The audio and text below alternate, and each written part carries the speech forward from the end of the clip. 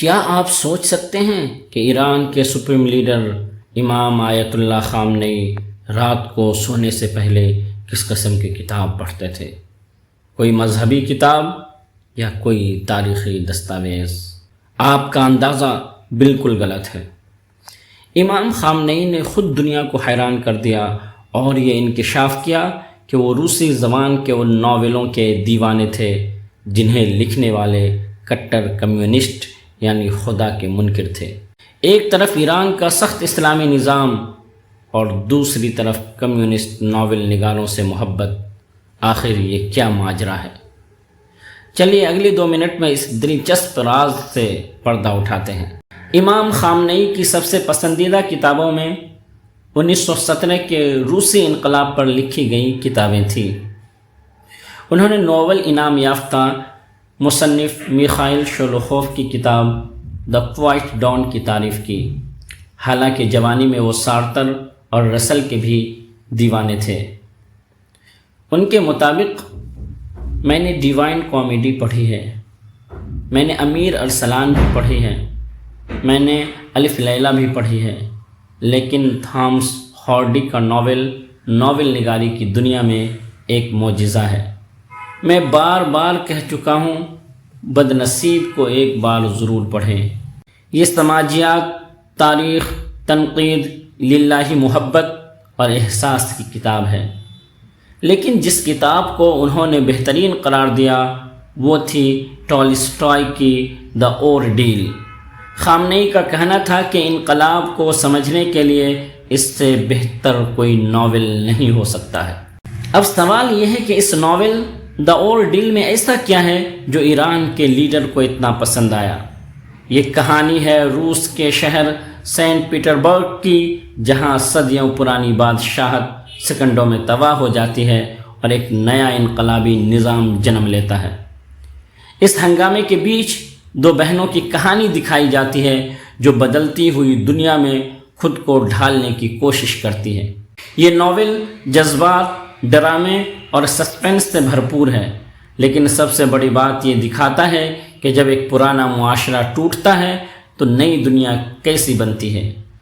ماہرین کا کہنا ہے کہ چونکہ خامنئی نے 1979 میں ایران کا انقلاب اپنی آنکھوں سے دیکھا اور جیا تھا، اس لیے وہ اس روسی انقلاب کے ناول سے خود کو اتنا جوڑ پاتے تھے۔ سپریم لیڈر خامنئی کی اس ناول خوانی کی جو عادت تھی وہ اس وجہ سے بھی ہمارے نزدیک کافی اہم یا اہمیت رکھتی ہے کہ انہوں نے ثقافتی تنوع اور شعور و ادراک کو اور سیخل کرنے کی غرض سے ان ناولوں کا مطالعہ کیا۔ وجہ یہی ہے کہ کسی مخالف کو بہتر طور پر سمجھنے کے لیے اس کے دور کے ناول کو پڑھا جائے، کیونکہ ناول بہرحال اپنے عہد کی عکاسی کرتے ہیں، اور انہوں نے جس طرح ایک روسی بادشاہت دور کے ناولوں کو پڑھا، وہ اس وجہ سے پڑھا کہ اس کا مطالعہ کرتے ہوئے وہ روسی لوگوں کی اور روس کی پالیسی کو سمجھ سکے۔ علی خامنئی ایک ذہین، فطن اور بہت ہی مدبر قسم کے لیڈر رہے، اور انہوں نے اپنے ملک کو جس طرح آگے لے گئے، وہ جس طرح انہوں نے اس کے لیے کام کیا، وہ اظہر من الشمس ہے۔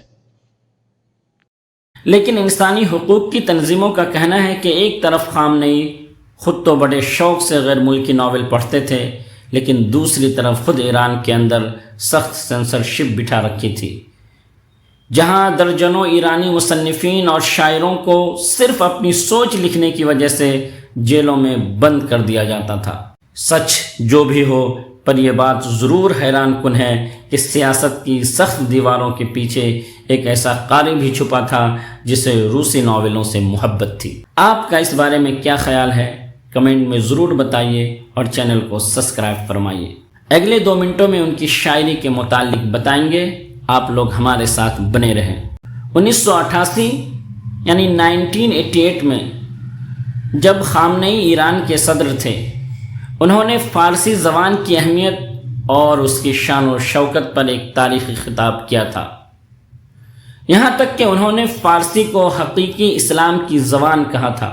انہوں نے فارسی میں غیر ملکی الفاظ کے بجائے نئے الفاظ رائج کرنے کی حمایت کی، مثلا سائبر اسپیس کے لیے رایا شپ، ریڈیو کے لیے رادیان اور ٹیلی ویژن کے لیے تلویزان جیسے الفاظ تجویز کیے تھے۔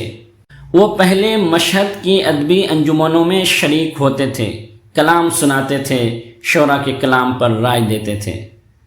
ان کا تخلص امین تھا۔ آگے آپ ان کی شاعری بھی سماعت فرمائیں گے۔ حضرت خامنئی کا کہنا تھا کہ شاعری کو انقلاب اسلامی کے قافلے کا ہراول دستہ ہونا چاہیے۔ فنون لطیفہ اور ادب کے ذریعے انقلاب کو زیادہ آسانی اور خلوص کے ساتھ برآمد کیا جا سکتا ہے۔ امام خامنئی فارسی اور آذربائیجانی زبانوں کے علاوہ عربی میں بھی ماہر تھے۔ انہوں نے عربی سے فارسی میں متعدد کتابوں کا ترجمہ کیا، جن میں مصری مفکر سید قطب شہید کی تصانیف بھی شامل ہے۔ یہ بھی کہا جاتا ہے کہ خامنئی خوش آواز تھے اور وہ ایرانی ساز تار بجانے کی صلاحیت رکھتے تھے۔ بعد میں وہ عام محفلوں میں شاعری سے پرہیز کرنے لگے، یہاں تک کہ انہوں نے شاعری سے پرہیز کیا کہ اپنی شاعری کا دیوان شائع نہیں کیا۔ وہ صرف اپنے عزیز دوستوں کی نجی محفلوں میں اپنی نظمیں سناتے تھے۔ وہ اکثر کہتے تھے کاش سیاست کے ساتھ ساتھ انہوں نے اپنا وقت شاعری کو بھی دیا ہوتا۔ یاد کیجئے جولائی 2018 میں تہران کے ایک مشاعرے کو جب عوام میں خامنئی نے نئی غزل پڑھنے کی اجازت دے دی تھی، اس غزل سے ایران کے ادبی حلقوں میں سنسنی پھیل گئی۔ سرکاری میڈیا نے اسے ایک تاریخی ادبی واقعہ قرار دیا، کیونکہ یہ صرف ایک نظم نہیں تھی بلکہ ایران کے سب سے طاقتور شخص کے دل کا ایک ایسا اعتراف تھا جس نے سب کو ہلا کر رکھ دیا تھا۔ اس نظم کا پیغام کیا تھا؟ نفسیاتی ماہرین کے مطابق اس نظم میں خامنئی ایک ایسے انسان کے روپ میں نظر آتے ہیں جو خود کو ایک نامعلوم ناانصافی کا شکار سمجھتا ہے۔ وہ اپنی انا سے نجات چاہتے ہیں، ایک ایسے بچے کی طرح محبت کی لوری سن کر سونا چاہتے ہیں۔ ایک طرف وہ پاکیزگی چاہتے ہیں تو دوسری طرف وہ خود کو ایک بھیڑیا کہتے ہیں جو اپنے ہی لوگوں پر جھپٹ پڑتا ہے۔ نظم کے چند مصرے کچھ یوں ہو سکتے ہیں: کبھی میں خالص شراب ہوں تو کبھی مہلک زہر، میں اس مصنوعی آمیزے پر روتا ہوں جو میں خود ہوں، ایک بھیڑیے کی طرح میں نے اپنے ہی گلے پر حملہ کیا ہے۔ آیت اللہ العظمیٰ سید علی خامنئی تابصرہ ہمارے عہد کے جہاں ممتاز عالم تھے اور ساری دنیا میں ان کی تقلید ہوتی تھی، وہیں وہ فارسی ادب کے ممتاز شاعر بھی تھے، اور ان کی شاعری کے موضوعات عرفانی موضوعات تھے۔ خاص کر ان کی شاعری کا جو موضوع تھا وہ عشق تھا، اور عشق بھی وہ عشق جو ہمیں وحدانیت سے قریب کرتا ہے۔ ان کی شاعری میں عشق کبھی خدا کا رسول بن جاتا ہے، کبھی خدا کی کتاب بن جاتا ہے، اور کبھی خود خدا بن جاتا ہے۔ اور وہ عشق ہے جو ہمارے نوجوانوں کو اور ہماری نئی نسل کو توحید سے قریب کرتا ہے، اور نہ صرف یہ کہ توحید سے قریب کرتا ہے بلکہ ہمیں حق اور صداقت کے راستے پر گامزن ہونے کی تلقین بھی کرتا ہے۔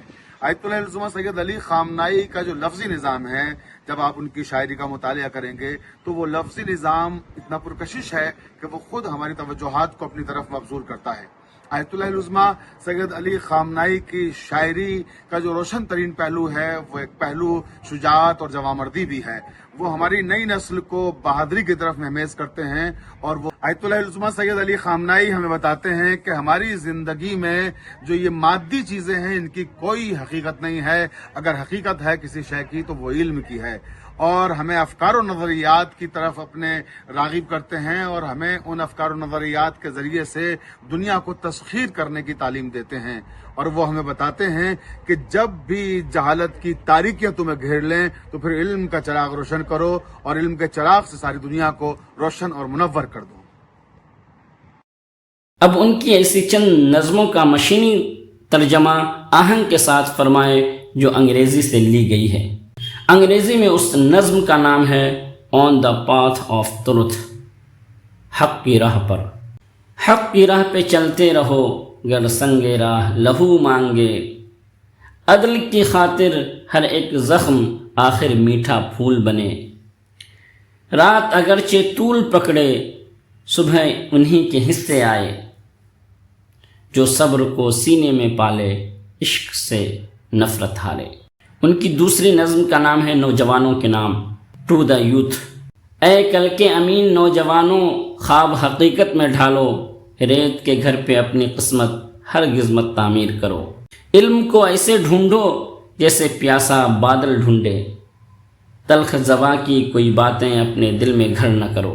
دنیا ان دیواروں سے آگے کتنی روشن کتنی وسیع،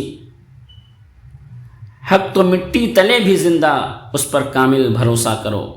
اٹھو تلواروں سے نہیں افکار کی قوت لے کر، جہل کی ہر زنجیر توڑو آگے بڑھتے جاؤ۔ حضرت خامنئی کی ایک اور نظم ہے جس کا نام ہے ریممبرنس، یعنی یاد رفتہ۔ وہ نظم کچھ یوں ہے: خار بھی جب یادوں میں آئے گل کی خوشبو ساتھ لائے، خار بھی جب یادوں میں آئے گل کی خوشبو ساتھ لائے، خار بھی جب یادوں میں آئے گل کی خوشبو ساتھ لائے، ہر ایک زخم بدن کا میری اپنی کہانی دہراتا ہے۔ ایک ہاتھ اگر چھین لیا تھا گردش ایام نے مجھ سے، دوسرے ہاتھ کی روشنائی روح کو آواز دیتی ہے۔ امام خامنئی کی ایک اور نظم ہے جس کا نام ہے یونٹی، یعنی اتحاد۔ ایک دریا لاکھوں ندیاں سب کا آخر ایک کنارہ، ایک دریا لاکھوں ندیاں سب کا آخر ایک کنارہ، ایک حقیقت لاکھ چہرے پھر بھی ایک ہی نور ہمارا۔ پل تعمیر کرنے والا ہاتھ لشکروں سے بڑھ کر ٹھہرا، پل تعمیر کرنے والا ہاتھ لشکروں سے بڑھ کر ٹھہرا، کیونکہ آخر عشق انسان ہی ہے جینے کا سہارا۔ ان کی ایک اور نظم سماعت فرمائیں جس کا عنوان ہے کتاب دا بک۔ مجھ کو ایک کتاب تھما دو میں دنیا کو دکھلاؤں، مجھ کو ایک کتاب تھما دو میں دنیا کو دکھلاؤں، ہر صفحہ ایک باغ بنے گا ہر لفظ ہریالی گائے۔ ظالم پڑھنے والے سے ڈرتا تیغ و سپر سے بھی بڑھ کر، علم و فصل جاویدہ ہے جو ہر زمین میں لہرائے۔ یہ ہے حضرت امام خامنئی کی نظمیں جن کے عناوین دل سے قریب ہیں۔ انہوں نے ان نظموں میں کتابوں کی اہمیت اور علم کی عظمت کو بیان کیا ہے، ساتھ ہی ساتھ انہوں نے انسان کو جگایا ہے، انسان کے اندرون کو پیغام دینے کی کوشش کی ہے۔ ان کے مطابق اگر انسان اپنے مقاصد اصلی کو پہچان لے تو وہ اندر سے بیدار ہو جائے گا، اور اسی بیداری کے ذریعے وہ کوئی نہ کوئی تاریخ رقم ضرور کرے گا۔ ہمیں حضرت امام خامنئی کی فارسی نظمیں تو دستیاب نہیں ہو سکی، اس لیے ہم نے چند ان نظموں کا مشینی ترجمہ پیش کیا ہے جو ہمیں انگلش میں ہاتھ آئی۔ ظاہر سی بات ہے ہمیں ان کی نظموں کی ادبیت سے کہیں زیادہ ان کے پیغام کو سمجھنا تھا، اس لیے ہم نے ان کے پیغام کو آپ لوگوں کے سامنے رکھا ہے۔ اس طرح کے علمی، ادبی، سماجی اور تجزیاتی ویڈیوز کے لیے تسخیر فاؤنڈیشن کے چینل کو سبسکرائب کریں۔ شکریہ۔